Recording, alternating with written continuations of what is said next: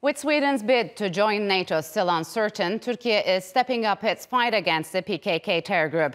One of the preconditions for Sweden becoming the alliance's newest member was for it to crack down on terror groups that Turkey says is operating on its soil. But Ankara says Sweden isn't doing enough. A spokesperson for Turkey's AK Party also condemned a recent report by the Council of Europe that was critical of Turkey's fight against the PKK and other terror groups. Ömer Çelik slammed the report, vowing Turkey would defend itself against terrorist organizations. Last week, during a meeting of the UN Security Council, Turkey's envoy Sedat Önal said that so far this year, the PKK's affiliates in Syria had launched at least 67 attacks across the border into Turkey. Meanwhile, Turkey's defense ministry says it has conducted airstrikes against PKK hideouts in northern Iraq as part of its ongoing claw lock operation, which began back in April.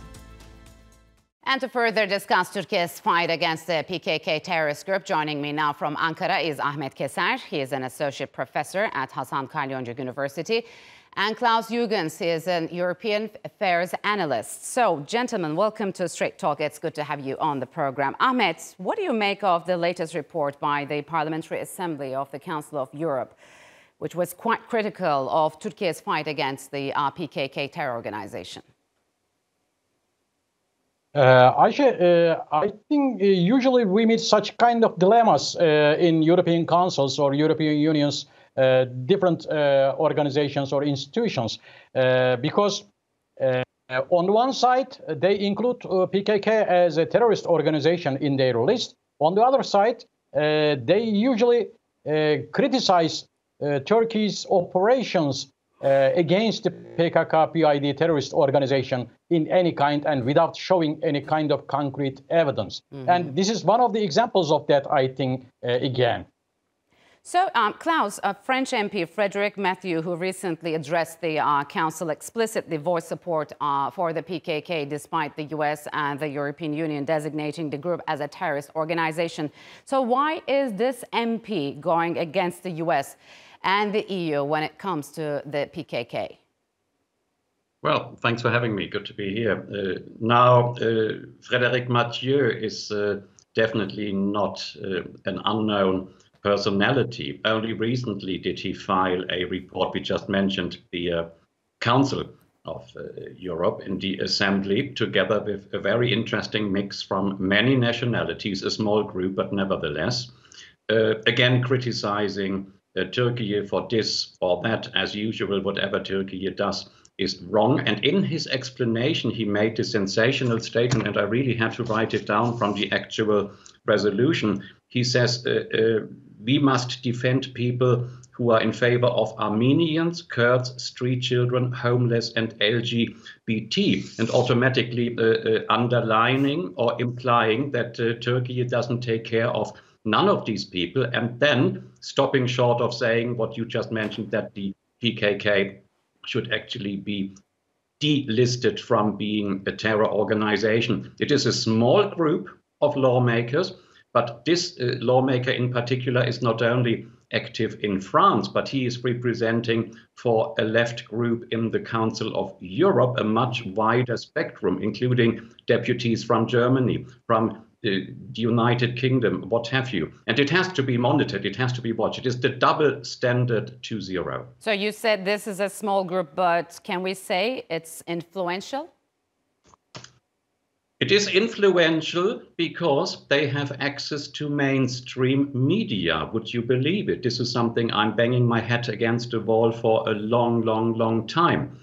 If no one would listen, they would basically be nothing but a footnote in history. But we have a very strong, unfortunately, in the mainstream media. We witnessed this during the recent twin elections, who immediately jump onto this. Whatever Turkey does is wrong. Whatever they do to fight terror is wrong. This is against human rights.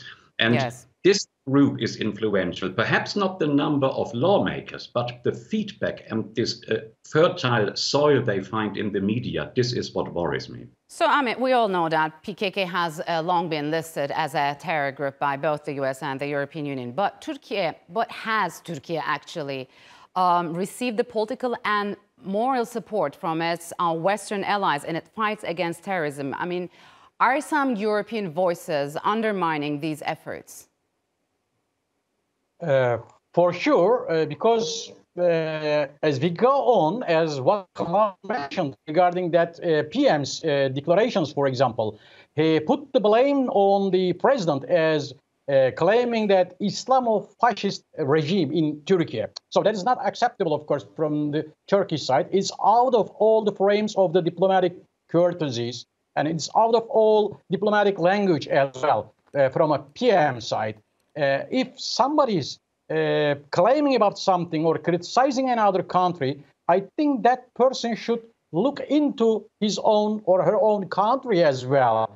And when we look at what is going on in France now, a 17-year-old guy is being killed by police officers. A lot of people is in the street against the government, etc. So who is more fascist than other? If we try to go into a race in this kind of, we cannot reach any good solution in this way.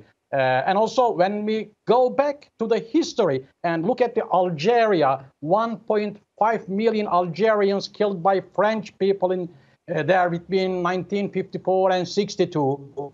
And in Sakiye Sidi Yusuf massacres in Tunisia. Yes. So we cannot, I think, take ourselves out of this issue. And that doesn't help to provide good human rights for people in any country, I think. So, Klaus, just a year ago, German domestic intelligence acknowledged that the PKK terror organization is the biggest foreign extremist group in the country, with more than about 14,000 supporters. And the latest Europol report on the PKK terror organization has said the group is very active in the European Union, mostly using member states as a base for administrative, recruitment and financing purposes. So, is the European Union taking this threat seriously? Well, I think there is light at the end of the tunnel. I could go on for hours, so I will be extremely brief. Now, yes, 14,500 supposedly supporters, over 1,200 with a latent or potent violence potential in last year's report by the Office for the Protection of the Constitution. Now, Europol this year follows suit, finally acknowledging that this is no old man's tea drinking, harmless association distributing leaflets. This is a racketeering group. This is a money laundering group. It is about protection money. But how is it possible that despite being on the list, it is still so active? My suspicion is, and I do quite a bit of research, of course, I can't name anyone here, many in the diaspora, in the community with Turkish roots, in many European countries are simply afraid and that they don't really want to speak up. There was a report from Stoke Newington in northeastern London recently, and they said the PKK is basically the local mafia, since long has replaced other mafias from other countries, and people are afraid. Now, this is the shocking news, but law enforcement can actually do something because they know about it. They should not turn a blind eye anymore, because one day, God forbid, one day, if a terrorist does not have any targets anymore in their original countries where they originally hail from, they might just turn against those very people who gave them a safe haven, God forbid. This is international terror threat, PKK, and Europe should please wake up. So, Ahmet, now that Sweden's NATO membership is once again in teeters following another burning of Quran, and how do you think this report will add to Turkey's reluctance on approving Stockholm's bid? I think all these kind of events negatively impact Turkey's stance related to the membership of Sweden to NATO as well. Because here lies the dilemma between the hate crime and freedom of opinions. I think any kind of incident or event against another belief should be included in the hate crime, not the freedom of opinion. Of course, everybody can express their ideas about something without using any violence against others or triggering another aggregation from other party. But I think these incidents are insistingly being organized among the groups which doesn't want Sweden to be a totally member of the NATO as well. So I think Sweden should take issue also into consideration regarding to that one, because all these kind of events, together with, if we evaluate with the previous explanations, they feed the neo-fascist actions in all over the Europe. And only the others and us are changing, because in the fascist era, there were others like Jews, socialists, etc. But today in neo-fascist movements or accumulations, we see that others are they're including first foreigners, then Muslims or Turks within that one. And they put those people into target, and they create a kind of threat against their lives as well. All right, gentlemen, we'll have to leave it here. Thank you very much for joining me on Straight Talk.